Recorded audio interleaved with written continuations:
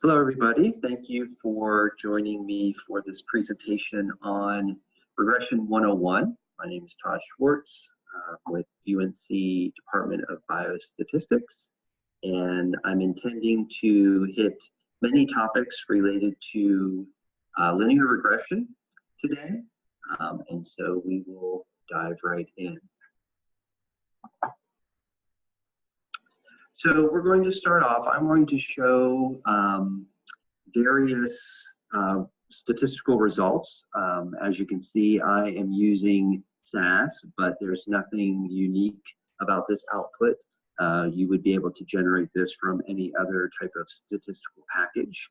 And so I will try to point out the different results. And again, you should be able to replicate these whether you're using SAS or some other package.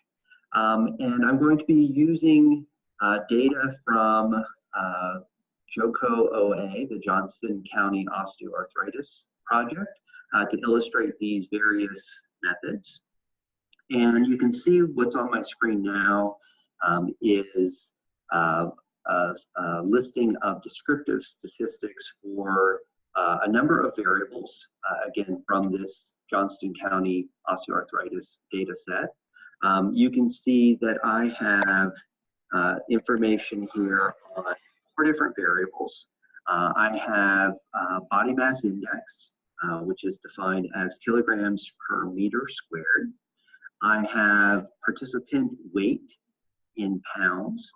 I also have participant weight in kilograms, and I have the participant age. And in this listing of descriptive statistics, you can see I have information on the number of observations in this particular data set. Again, this is being used for illustrative purposes. You can see that I have roughly 330 observations. Because these ends aren't all the same, I do have some missing data. In terms of the mean values, you can see I have a mean BMI of just under 30, mean weight in pounds of about 180, mean weight in kilograms of 82, and a mean age of 61 years.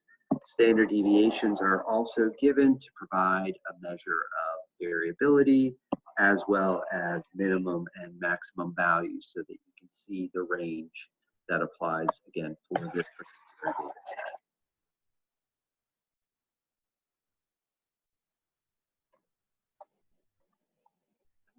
So what we might be interested in looking at is some bivariate relationships between these variables. And what I'm showing here is something that might seem a little bit surprising. So after the descriptive statistics, we can start to examine some bivariate relationships. And by bivariate, we simply mean we want to look at the association between 2 variables. And for now, we're interested in looking at the bivariate relationship for 2 continuous variables.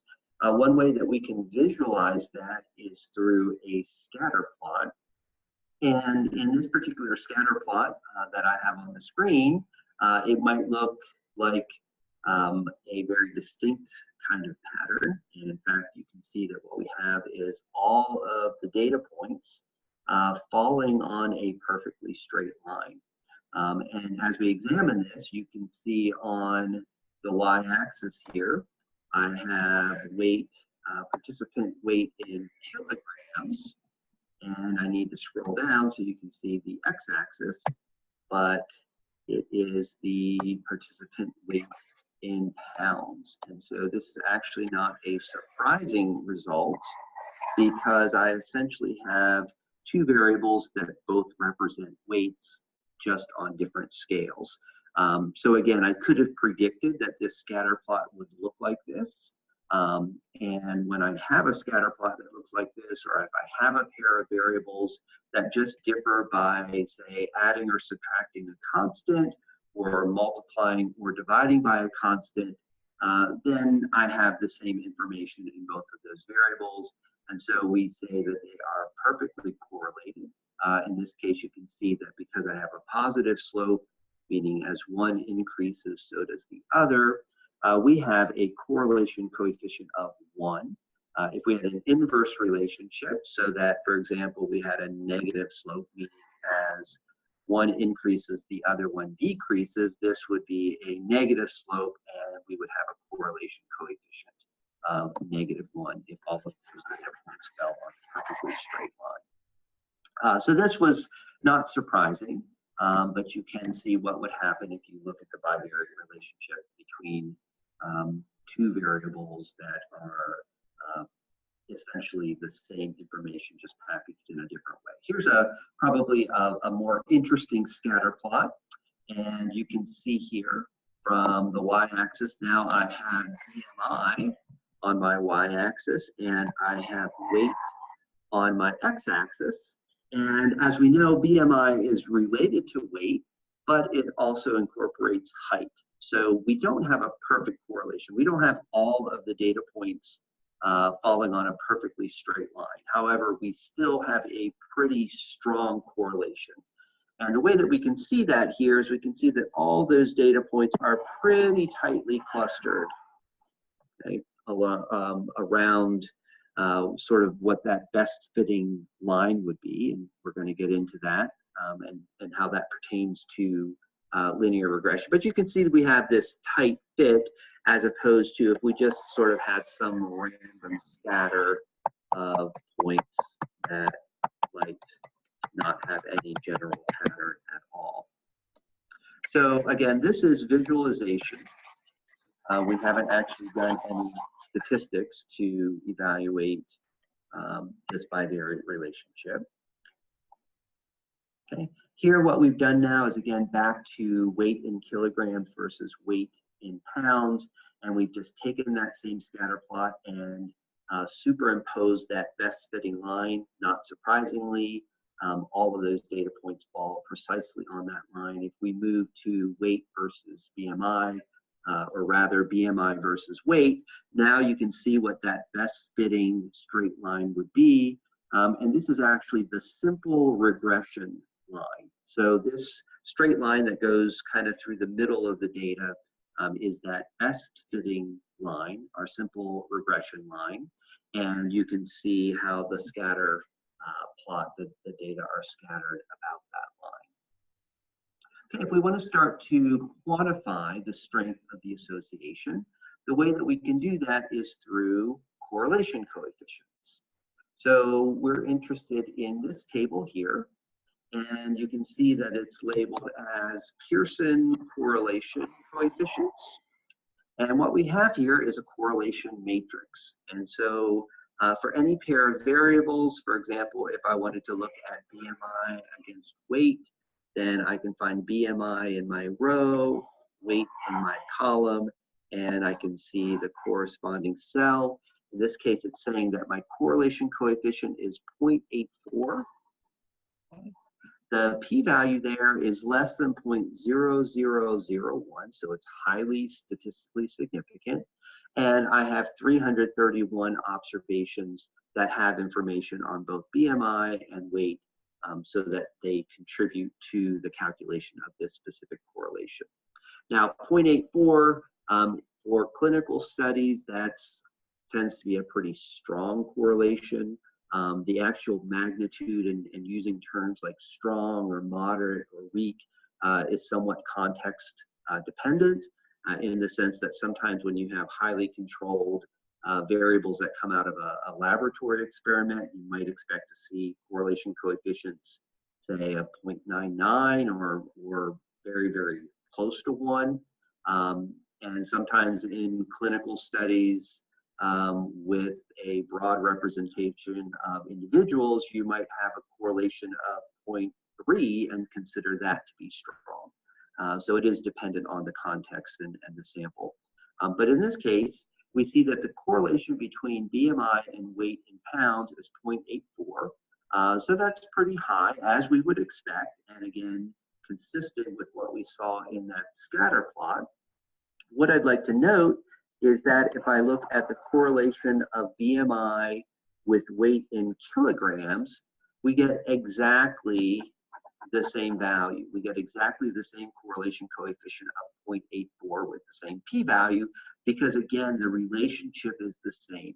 Weight in pounds or weight in kilograms contains the same information, and so each of their correlations with BMI is going to be identical. Moreover, if I looked at the correlation between weight in pounds and weight in kilograms, you can see that I have this perfect correlation as we saw when we looked at the scatter plot of 1. One more correlation coefficient we want to look at here is if we look at the correlation between BMI and age, we actually see that we have a negative correlation coefficient, meaning that they are inversely related. So that one interpretation is that as age increases, BMI is going to tend to decrease.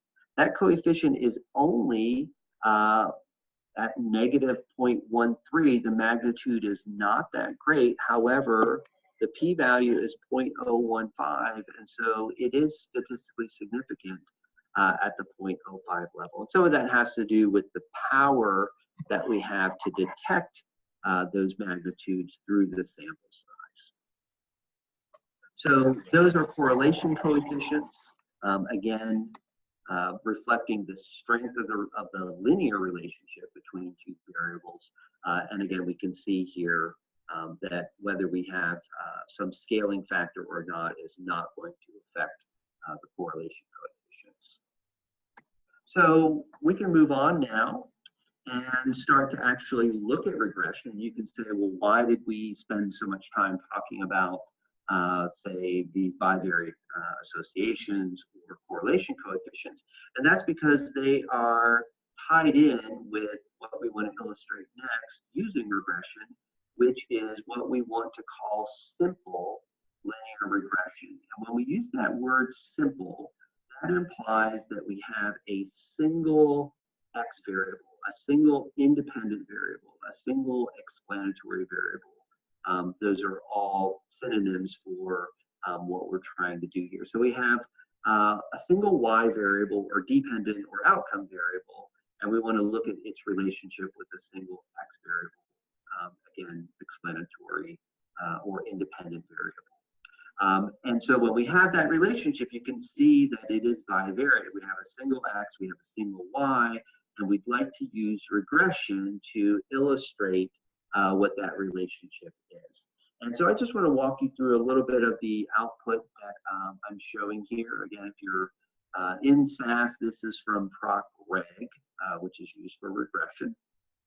And I am going to look here at the relationship between BMI. You can see that it identifies BMI as my dependent variable. And in this case, I'm going to look at that as it relates to weight. So BMI versus weight. This is a relationship that we've already looked at through the scatter plot and through the correlation coefficient. And what we want to notice here is we get a little bit different information. So one of the ways that we can quantify this is through what's called the R-squared. And this is literally taking that Pearson correlation coefficient, which we call R, and we square that. So I think we had a value of about 0.89, something like that. Actually, we can go up here and remind ourselves what it was. Okay, sorry, it was 0.84. If we take 0.84 and we square it, okay, we're going to get this R-squared value of 0.7056. And that has an interpretation that's nice. One way we interpret that value is we say that we are able to explain about 70.56% of the variance in BMI from the knowledge of the weight. So the percent of the variance in Y that's explained by X. So we have that information. So we actually can determine the Pearson correlation coefficient from this simple linear regression model. Also, I want to note that the p-value that we have here, which is the same as the p-value we have here, those are the p-value. That's exactly the same p-value that we would see from the correlation coefficient. Again, here, because they're all less than 0.0001, we can't tell whether they're the same, but if we did have some value to 4 decimal places, we would see that both of these p-values are exactly the same, and they would be exactly the same as the p-value that we saw in core, or for that correlation coefficient between BMI and weight. Now, we get some other information here. We get information on the slope. And so we have a section of the output that's labeled as parameter estimate here. And we get an intercept and a slope. And if you remember your middle school algebra, you can uniquely determine a line if you know its intercept and its slope. And if you remember the intercept and slope form of a line, we have something that looked like this: y equals mx plus b, where your slope was m and your intercept was b. Well, now we have an intercept. Okay, the value is about 6 here, and the slope is about 0.13. Y would be a BMI, and x would be weight in pounds. And so we can actually determine the slope of that line. This is the line that we looked at when we superimposed that best fitting line to the scatter plot between BMI and weight. Okay, so we can actually estimate those values using regression. And the way we would interpret that is we would say that for every additional pound in someone's weight, we're expecting their BMI to increase by about 0.13 units. Okay, so that is how we can interpret that value. It has a clinically relevant interpretation. So let's scroll through some of the additional output that we get here, and we can look at another simple linear regression. And in this case, you can see that we have, again, the dependent variable here of BMI, but now we want to look at the independent variable that's still weight, but in kilograms. And hopefully, not surprising to you, that R squared is exactly the same as what we saw in the previous simple linear regression model, and that's because the correlation was the same. And again, we're going to take that Pearson correlation coefficient R, and we're just going to square that. So that 0.84, if we square that, again, we get about 0.71. Also, what we want to note is that now these p-values are still the same as what we saw before, but now the slope is different. And the slope is different because the scale has changed. And when I tell you the interpretation, hopefully it's obvious why it changed. If I interpret this slope, it's saying for every additional kilogram in a participant's weight, okay, the BMI is expected to increase by 0.29 units.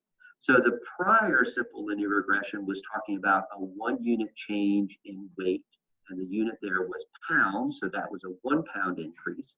Here, a 1 unit change is in kilograms. And so having a different scale is going to have an impact on the actual magnitude of the slopes, even though the underlying relationship does not change. So that's looking at some simple linear regression models. And I'm going to scroll through some of the additional output that SAS is going to give me. And I'm going to look next at the simple linear regression model that applies for looking at BMI as a dependent variable. But now with age. So age is going to be my independent variable. If you remember, the correlation coefficient was something like negative 0.13. If I take negative 0.13 and I square it, I'm going to get a positive value, and you can see that I get about 0.02. And so it's saying that only about 2% of the variance in BMI is being explained by age. Also, you can see now, if you remember from the correlation output, that we had a p-value of 0.0151, and this is demonstrating how the p-value up here, the p-value down here, match exactly with the p-value that we had for that correlation coefficient. So another way to say this is simple linear regression is going to give us all the information that we saw with the correlation coefficient, as well as additional information such as the actual slope of the line. And we want to note here that this slope is negative. We already knew it was negative because the Pearson correlation coefficient was negative, but now we have the actual estimate of the slope. It's negative 0.01. Again, if I were to interpret that, it's saying for every additional year in age, I'm expecting BMI to decrease by about 0.076 units. And again, that is statistically significant at the 0.0151 level. So that's looking at simple linear regression with continuous variables. We might also be interested in looking at categorical explanatory variables. So we're still going to have a continuous dependent variable, and our focus is on the mean of that variable. But sometimes we have an explanatory variable such as gender that's shown here, and it's coded as 0 for male and 1 for female. And we might be interested in seeing how that categorical variable might affect my dependent variable. So in this case, you can see from this frequency table that I have 130 males, I have 202 females. I can determine the mean weight.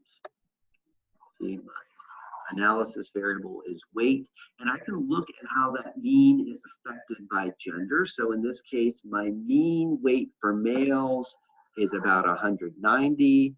My mean weight for the females is about 175 or 176.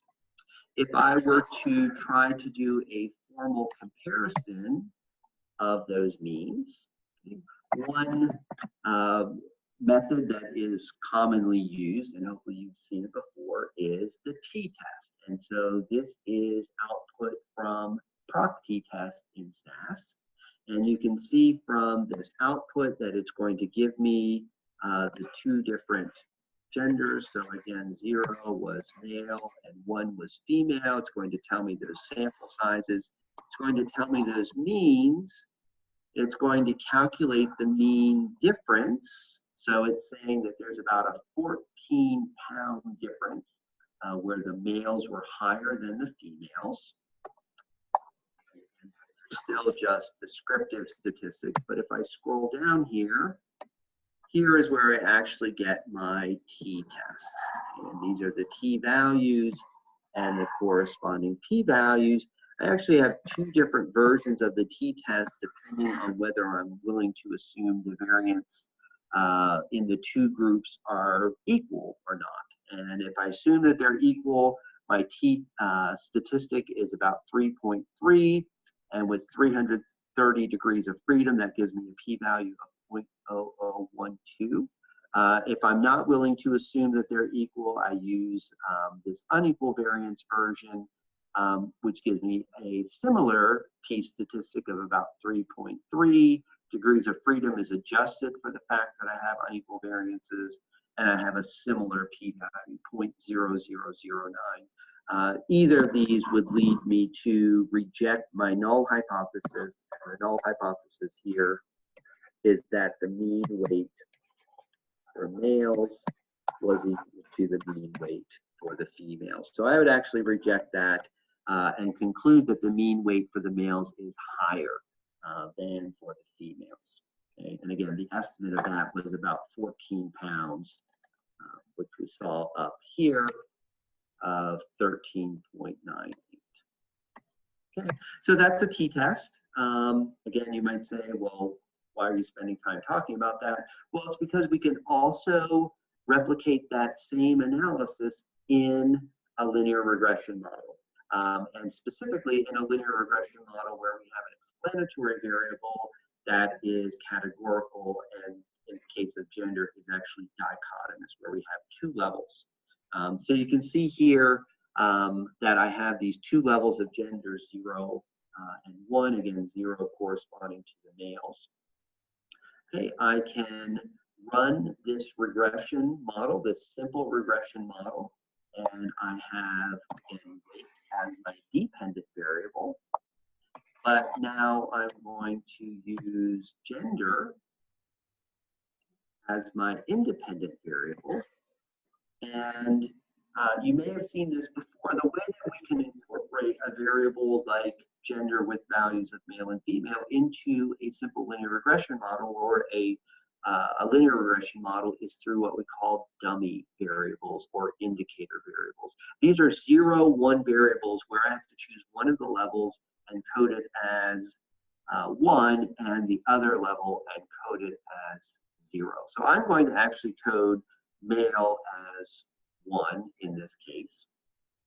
And what you can see from this output is I get a value for this gender that is 13.98. Now, hopefully that looks familiar because that was the same value we saw from the t-test that showed the difference in the means between the males and females.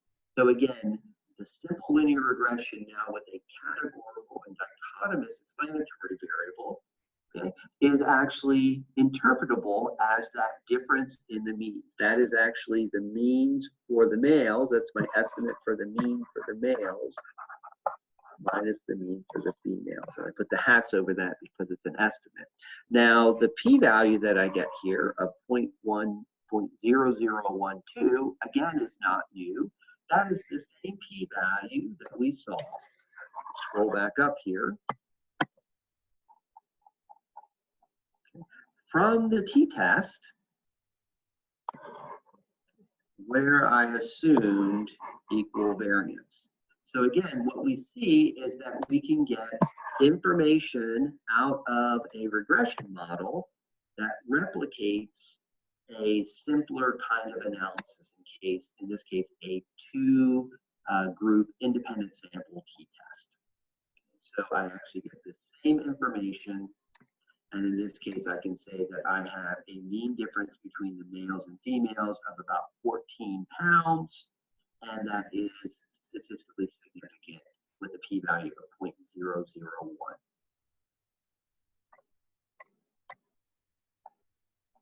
Okay. So we can also look at more than 2 levels of an explanatory variable. So in this case, we now are looking at a 3-level explanatory variable. We're taking the BMIs and we are grouping them.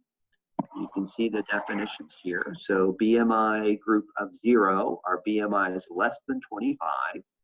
A BMI group of 1 corresponds to a BMI between 25 and 30. And a BMI group of 2 is a BMI greater than or equal to 30. So you can see the distributions that we have in those groups.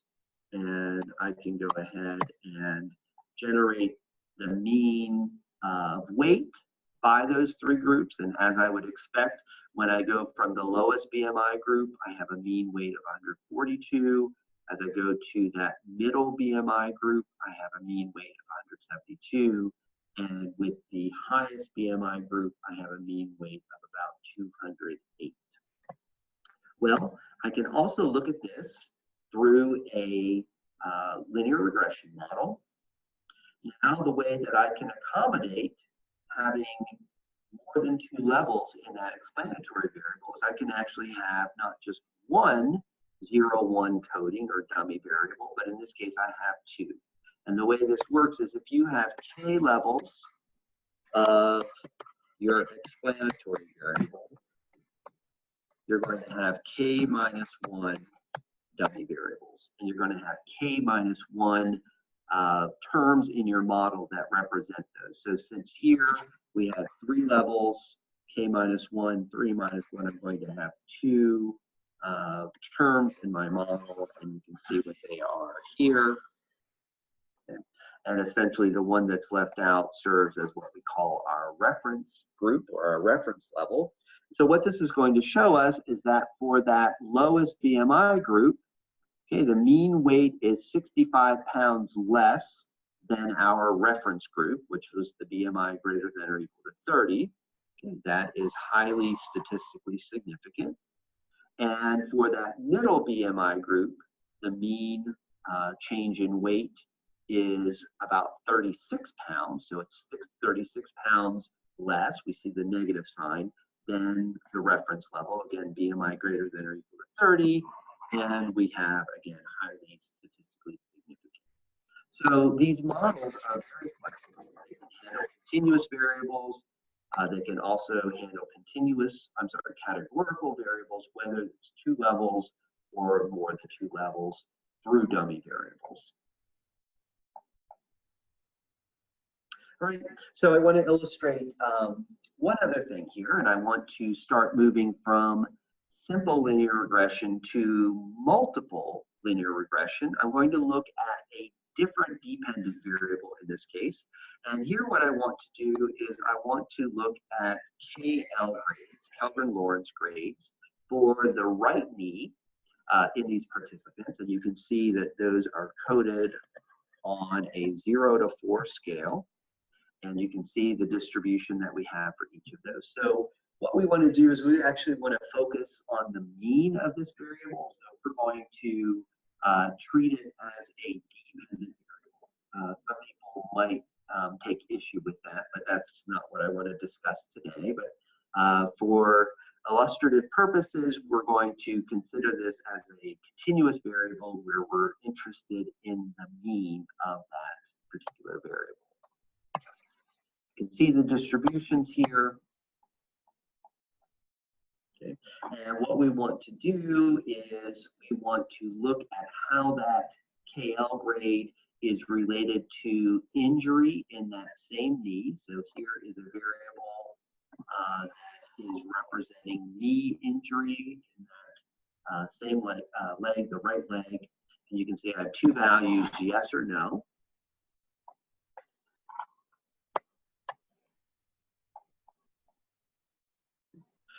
In this case, I'm looking down here at this parameter estimate. I actually have a p-value that is greater than 0.5. It's about 0.6. So actually, I have a statistically non-significant result. And what it's showing me is that the mean KL grade, okay, is only about 0.1 units less for those that did not have a knee injury relative to those that did. And that is so small that it is not statistically significant. I can't conclude that it's different from 0. So that's the same thing that I would have seen if I had done a 2-sample t-test on KL grade, comparing those with knee injury versus those without. And I can look at, again, by knee injury, I can look at some other variables. In this case, I'm just going to skim over that. And I'm going to now look at a result from a model where I not only have a single explanatory variable, but I want to actually include multiple explanatory variables. So I'm going to still have a single y variable. In this case, my dependent variable for my y variable is still that KL grade for the right knee. But now for the explanatory variables, I'm going to include not only the injury status of that knee, but I'm also going to include BMI, age, gender, and race. Okay, so I actually have 1, 2, 3, 4, 5 X's. Up till this point, we were only considering a single X variable or a single explanatory variable. But as we move to including more than one, from being simple linear regression to being multiple linear regression. And so a lot of the concepts that we've already talked about still apply, but there are some important differences, and we're going to talk about those now. So one thing you want to notice is that when I am modeling these explanatory variables, okay, I can have a mixture of continuous variables like BMI and age, as well as categorical ones like knee injury status, gender, and race. So I can accommodate different kinds of variables within a single multiple regression. If we go back to this notion of the R squared here is about 0.17, and what that indicates now is that about 17% of the variance in the KL grade is being explained jointly by those 5 explanatory variables. So have a nice interpretation of that. And what I want to look at here is that these 5 explanatory variables are being modeled simultaneously. So I'm not doing them in separate models. That is an important distinction if I start looking at these actual terms that are in the model. And that's what's shown here. So for each of these 5 variables, I now have these parameter estimates, as well as standard errors and test statistics and p-values. And essentially what I'm doing here is I'm testing each of these terms separately in terms of their association with the KL grade, my dependent variable. And what's important here is that when I do it in the context of a multiple regression model, I'm looking at the association of each of these terms with Y, but now I'm adjusting for all of the other X's. Or sometimes we say controlling for those X's, or sometimes we say holding those other variables constant. So what that allows you to do is to say, I want to tease out the effect of each of these variables above and beyond the impact of those other variables. So this is a common way that we can control for things that we know are important, or maybe confounders, or we maybe want to treat as covariates, and again, hold those things constant. And so in this particular case, if I were to focus on the knee injury variable, what we can see now is that that p-value is still non-significant. So there's no significant relationship between knee injury or not and the KL grade. Okay?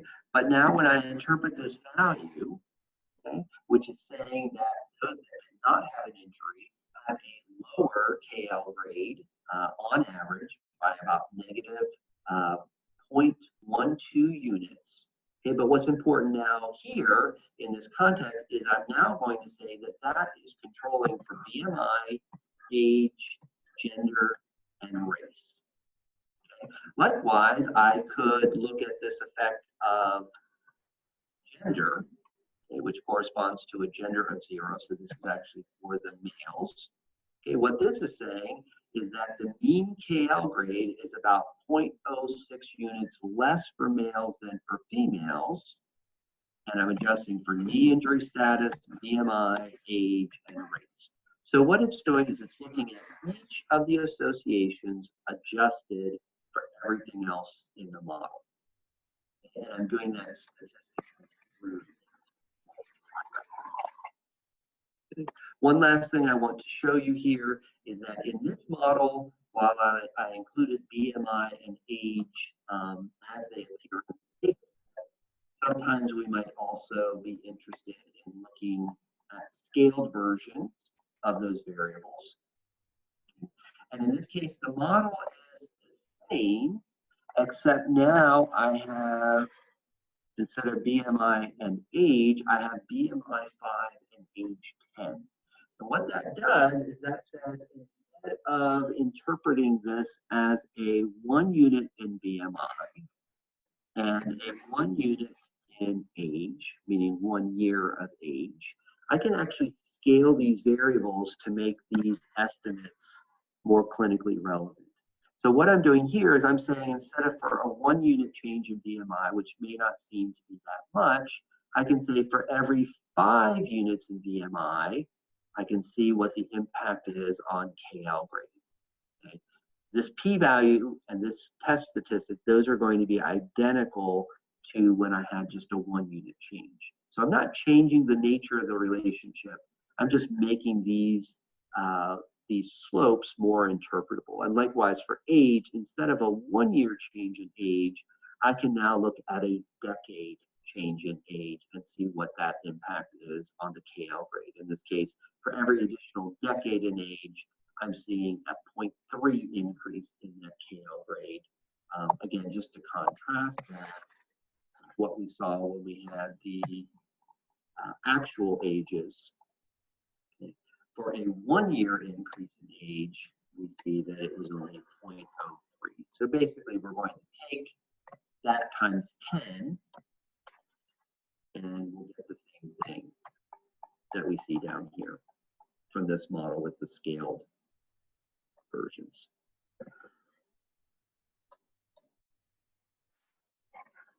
Again, those p-values are unchanged because I'm not changing the nature of that relationship. So that's all I wanted to cover today. And we covered a number of different topics.